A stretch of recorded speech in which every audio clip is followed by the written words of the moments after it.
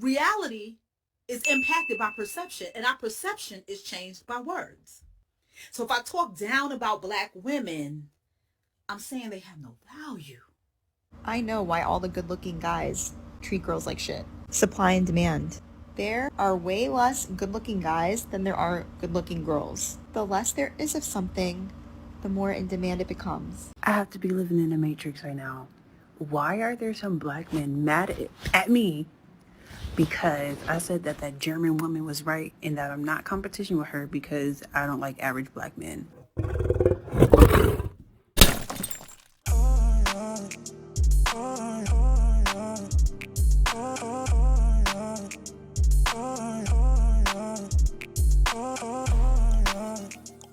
All right, y'all, a little bit of house cleaning before we get started. For those who've been rocking with me from day one, I appreciate the support. For those who may be new here, coming in or out the door, for me, don't forget to like, comment, subscribe, get it cracking in the comments. Every bit of your engagement helps promote me into the YouTube algorithm. I thank y'all for the support. Now let's get to it. Drop the video. Let's go. Reality is impacted by perception, and our perception is changed by words. And here we go. What do you mean, Iris? What do you mean? So if I took the same shirt, the same exact shirt, and I took one and I put a polo logo on it for Ralph Lauren, you would want the one, most people would want the one with the Ralph Lauren logo on it over the one that's plain because they think it has more value. So if I put a Yves Saint Laurent or a Gucci or Louis Vuitton logo on that same shirt, most people are going to grab the higher end things because they think it has value. So if I talk down about black women, I'm saying they have no value. And then it is perceived by those who watch that that thing has less value and is less desirable, and I don't want it. I don't deal with you big sassy ass broads. First, let me say this. Value is perception, right? The person perceiving said value has to have a system to judge the value. Go on. No one is actually bashing black women or talking down on black women, which decreases black women's value.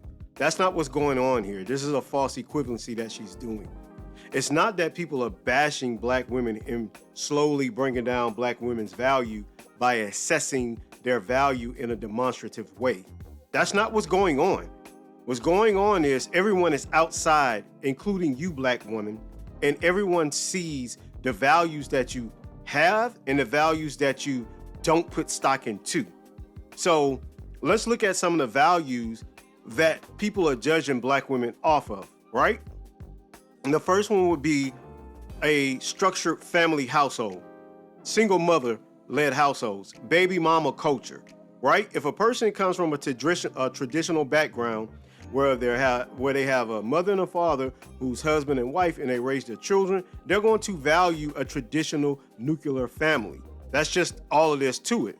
So when you have a bulk of people who value traditional family structures and they see that black women don't value those structures, don't value the traditional family structure, that decreases their perception of value. Nah, gang, I'm not fucking with that. Next, black women and their promiscuity. Again, how a person perceives value. If a person comes from a traditional background where they value chastity, where they value humbleness and modesty in women, and they look at black women and they see thought culture, bopping it up on social media, promiscuity running rampant, STIs and STDs running rampant, scantily clad women promoting 304 culture, then their perception of your value goes down. Are you starting to get the picture now? It's not that people are bashing you that's decreasing your value. It's what you're doing that's decreasing your value. And trying to scapegoat the fact that people are critiquing you only meant to obfuscate accountability from black women yet again for their behavior. Let's go to the next one.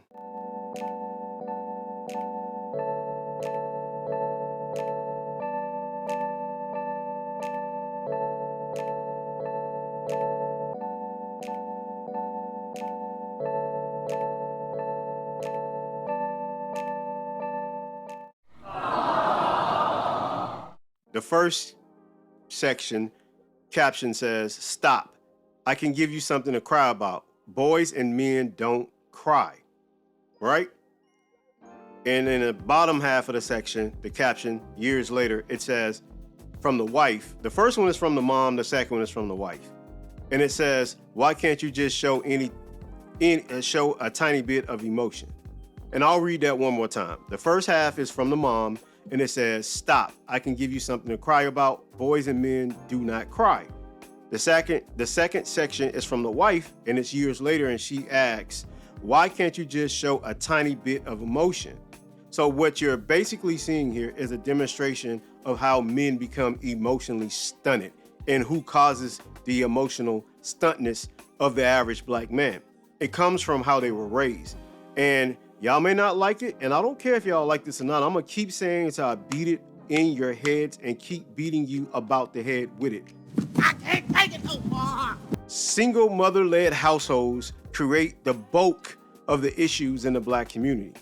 Why? Because in this very animated illustration here, you see the mom is reinforcing negative emotional normalcy from the boy by beating it out of him through threats of violence. So his mother is essentially teaching him that your emotions have no place in this world. If you cannot control your emotions the way that I want them to be controlled, I'm going to show you I'll control your emotions i.e. violence. Are you starting to see where these men can be created in these environments where everything they do is an emotional tether to violence? If they're being taught that their emotions can be stunted, their emotions can be put in check or kept in check through violence, then what do you think they're going to do about their own emotions later on in life, as well as other people's emotions that they perceive as a threat? This is where you get the overly emotional man who doesn't know how to emotionally emote properly because his emotions have been stunted through violence by his own damn mother. I know a lot of y'all don't like to look at mothers as the problems or the issues, but mothers are absolutely the problems and the issues when it comes to these children, not just boys, but girls as well. It's a negative reinforcement of his actual emotions if he doesn't kowtow to how his mother's perceive or his mother's perception of masculinity, which is always going to be from a jaded perspective, because you don't know if that mother is coming from a place of bitterness where she doesn't like his father, where she loathes his father and she wants to not see him emulate any characteristics of his father, so she's going to beat it out of him. I've seen this. I grew up, not that my personal environment was like this. I didn't grow up in a emotionally stunted environment from my mother, but I've seen my friends and people in my neighborhoods grow up with very volatile mothers who actually beat the emotions out of them. So this stuff does exist, and whether y'all want to acknowledge it or not, it creates the very men that are the scourges of the community, the very men that bring so much violence and just facilitate the illness and the foulness of the black community through violence and oppression. Let's go to the next one. I know why all the good-looking guys treat girls like shit. Supply and demand. There are way less good-looking guys than there are good-looking girls. The less there is of something, the more in demand it becomes. AKA, the value increases. AKA, guys realize that. AKA, they treat us like shit, the good-looking ones, because they know they can. Ladies, let's stop this. It's time for us to give ugly guys a chance. You stupid. Let me try to explain this in the way I explain things. So I'll break this down for you. What's happening, she's right, there is a supply and demand problem here, but you have to look at it from a contextual standpoint of why this supply demand issue exists. Go on.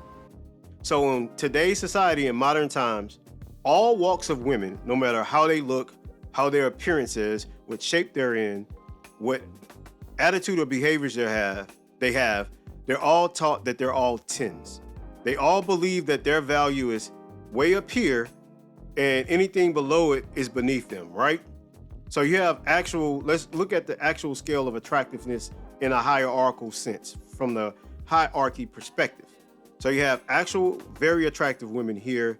You have the women underneath them here. Then you have the women underneath them here. And then at the very bottom, you have average and below women, right?